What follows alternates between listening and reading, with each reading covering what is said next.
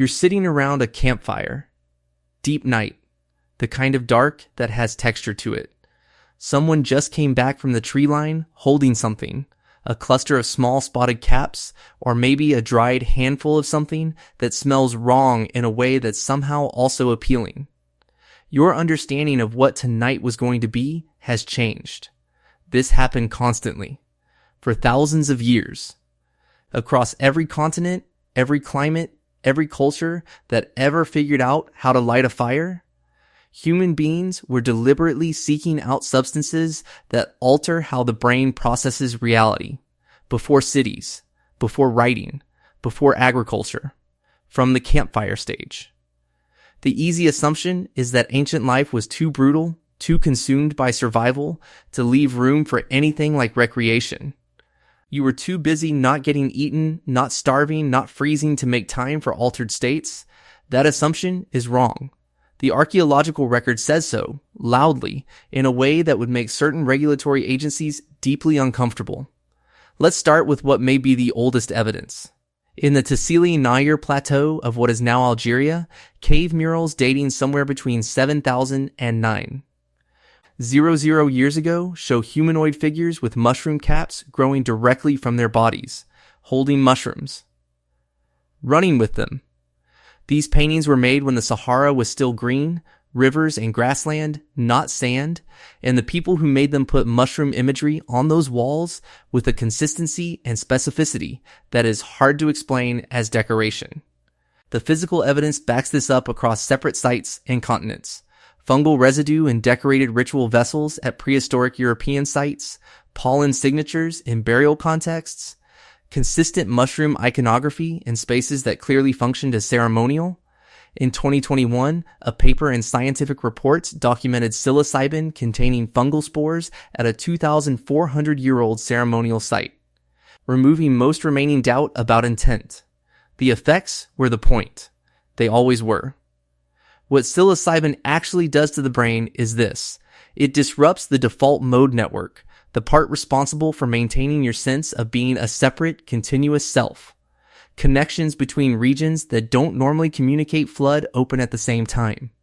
The result is dissolving ego boundaries, a sense that everything is alive and connected, a degree of visual complexity that language handles badly. Consider what that experience would mean to someone 8,000 years ago. No neurochemistry, no vocabulary for what's happening in their head, but an urgent need to make sense of death, of weather, of the behavior of animals they depended on and feared. That experience reads as a tool, a way of accessing a different cognitive state on purpose, for a purpose. Shamanic traditions across dozens of unconnected cultures, Siberia, Mesoamerica, Central Africa, the Pacific Northwest, describe virtually the same process. A practitioner ingests something specific, crosses into an altered state, returns with something useful. The specific plants differ by geography. The technique is nearly identical everywhere, between cultures with no contact with each other. That is not coincidence. That is a discovered method found independently, again and again, because it worked. Look at the specific Tassili figures in detail, and the picture gets stranger.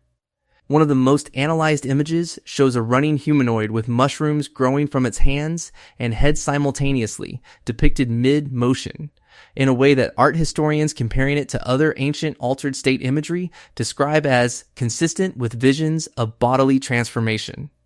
Another shows what appears to be a group of figures arranged in a ceremonial formation around a central mushroom form. These are not people harvesting food. The framing is ritual.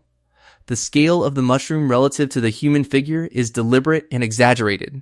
Someone was trying to communicate something about the importance of what they were depicting. Psilocybin mushrooms weren't geographically isolated to North Africa either. Evidence of ritual use has been documented in Mesoamerica, in the Pacific Northwest, in Central Asia. The Mazatec people of Oaxaca, Mexico, maintained an unbroken ceremonial mushroom tradition that continues today, and archaeological evidence suggests its roots go back well beyond what the Spanish found when they arrived in the 16th century and were deeply disturbed by it.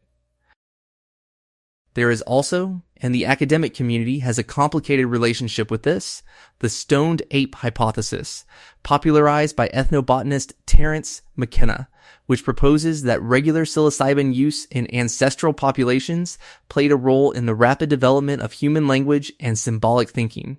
The evidence for this is indirect, and the hypothesis remains contested. But the timeline it proposes doesn't contradict the cave paintings. And the debate in itself tells you something about how uncomfortable this subject makes the people who study it. Forward in time. About 5,400 years ago in southern Mesopotamia, a literate culture was keeping careful records of everything that mattered. Trade, debt, agricultural output. The obligations owed to temples and their gods. In those records, dating to roughly 3400 BC, the Sumerians wrote about a plant they called whole gill. Joy plant. The plant was the opium poppy. Papaver somniferum. The Sumerians cultivated it in significant quantities, extracted the resin by scoring unripe seed pods, a technique that has not changed in 5,500 years. And used it medically, ceremonially, and commercially. Their medical texts show awareness of dosing variation and of risk in certain populations. They knew what it did. They knew it had limits. They managed it accordingly. By 1500 BC, Egyptian texts were describing opium preparations given to quiet, crying children. Opium residue has been confirmed in Egyptian artifacts from this period through direct chemical analysis. One of the more striking pieces of physical evidence is the Uluburun shipwreck, a late Bronze Age trading vessel that sank off the coast of modern Turkey around 1300 BCE and was recovered by archaeologists in the 1980s. Among its cargo, Canaanite amphorae containing opium residue, chemically confirmed. The ship was carrying opium across the Mediterranean as a trade good, in sealed ceramic jars, on a merchant vessel. This is international drug trade with a paper trail, except the paper is pottery and it's 300 years old. The substance moved through the eastern Mediterranean and into the Aegean, attracting commerce and infrastructure and the attention of whoever controlled the relevant coastlines and caravan routes. What matters here is the social context. Opium in the ancient world was not hidden. It was not fringe. It was traded openly, prescribed by physicians, offered at religious sites, administered on battlefields. The moral framework around altering consciousness was fundamentally different from the one we inherited. What the modern world calls a drug problem, the ancient world called a supply chain. Now, the Scythians. Nomadic people of the Eurasian steppe, active from roughly the 9th century BC onward. Known in the ancient world as brilliant cavalry archers, for covering their bodies in elaborate animal tattoos, and for what the Greek historian Herodotus described in Book 4 of his histories, written around 440 BC. After a chieftain died, mourners constructed a series of low, felt-covered frames around metal basins. Into those basins went stones, heated until they glowed. Then, onto those stones, they threw hemp seeds. Hemp burning in an enclosed felt tent. Herodotus recorded what followed with almost journalistic neutrality. The Scythians inhaled the vapor, and it made them howl with pleasure. For a long time, this was treated with skepticism. Herodotus has a reputation for creative ethnography. Then, archaeologists excavating Scythian burial mounds on the Pontic steppe found exactly what he described. Bronze censers, hemp seeds, the remnants of felt tent frames set up around heating basins, the physical infrastructure for precisely this practice, preserved in frozen ground for 2,500 years. He got it right. Every detail. Independent confirmation came in a different direction. A 2020 paper in Nature documented Death Sea containing residue in a 500-year-old wooden brazier from the Yerzhankal Cemetery in western China. Different culture, different geography, different millennium. Same plant, same deliberate ritual use. The Scythians were not doing something strange. They were part of a pattern that spanned Eurasia. What's worth sitting with is the community context. The Scythian hemp ritual was not solitary. You did not take your stones and your felt into the step alone. This was done together, at a specific threshold moment, mourning, collective grief, the passing of a leader into whatever came next. The altered state was shared, a group experience at a moment that required the group to hold together. That detail is not incidental. Across the planet. Different hemisphere entirely.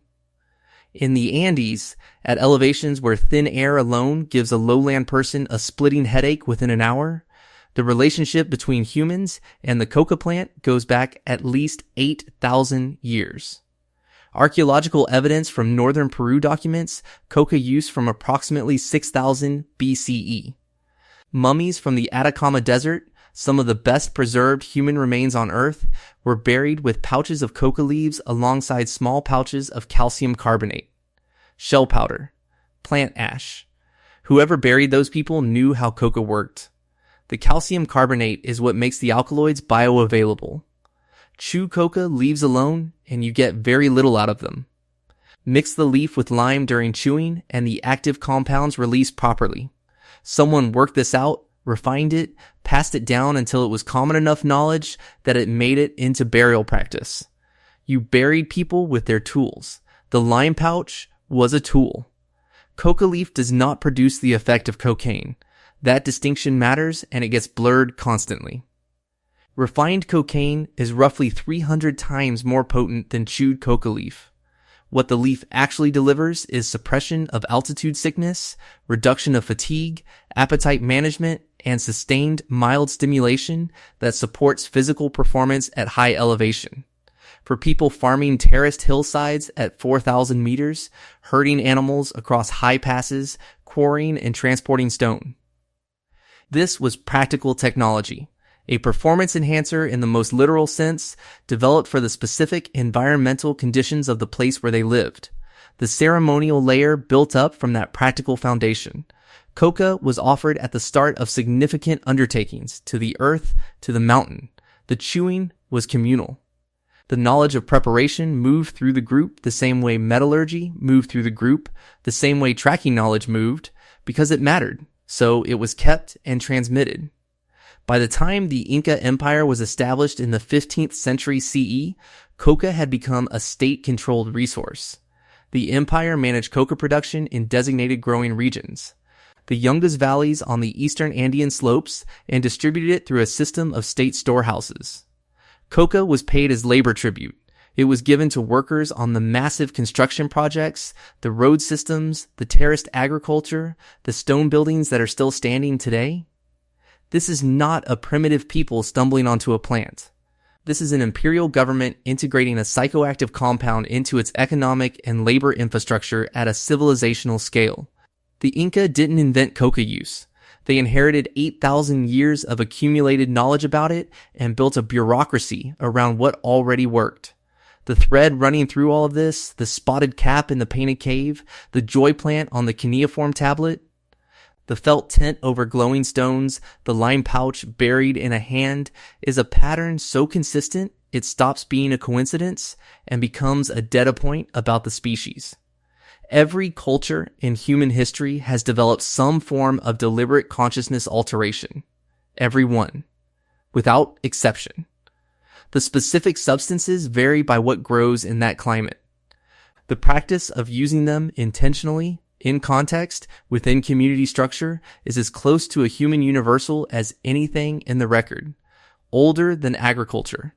Probably older than most things we know for certain. You're not unusual for wanting to change how your mind feels sometimes. You're doing something 8,000 years old at minimum, probably much older. The campfire, the spotted cap, the howling in the felt tent, the chewed leaf on the mountain, the merchant ship with the sealed ceramic jars, different tools, different latitudes, same species, same impulse running through every single human culture that ever existed without a single documented exception. And what the record also shows is that ancient people were not naive about this. They built dosing protocols. They built ritual containment. They built community structures around these substances because they understood empirically that context shapes the outcome. that the same compound can be a tool or a catastrophe depending on who uses it, when, and what's around them. This was not reckless experimentation, it was knowledge management. And there's a longer list than what we've covered. More documented substances, more verified residues in more contexts, chemically confirmed finds from ancient ceremonial vessels that go significantly further than mushrooms and hemp and opium. Ancient Greek religious sites at Eleusis, home to the Eleusinian mysteries. One of the most important ritual institutions of the classical world, where a brew called the kykeon was consumed by initiates. A 2020 analysis by researchers from the University of Vic confirmed ergot alkaloid residue in a ritual vessel from a 2,700-year-old site in Catalonia, consistent with the hypothesis that the kykeon contained a naturally occurring psychedelic compound. Preparations found across ancient Mesoamerica that combine multiple psychoactive plants in ratios that suggest studied, accumulated pharmacological knowledge. People who were not guessing. People who were working with plant chemistry the way engineers work with materials, testing over generations, refining, keeping what worked. What ancient humans were actually putting into their bodies, the full documented range, with the chemistry and the evidence and the social context behind each one, that is the next chapter. And some of it will make the felt tent and the spotted mushroom look almost conservative.